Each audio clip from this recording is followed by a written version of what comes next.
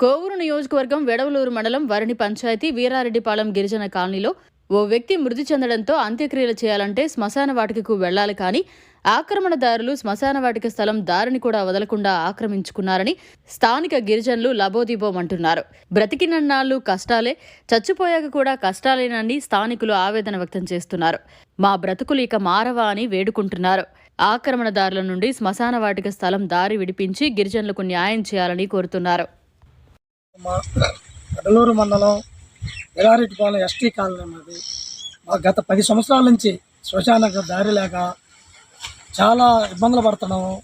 దయచేసి మా శ్మశానానికి దారి ఇవ్వమని నిన్ను ప్రార్థించుకుంటున్నాం. ఆ శ్మశానం కూడా కొంతమంది ఆక్రమించుకుంటున్నారు.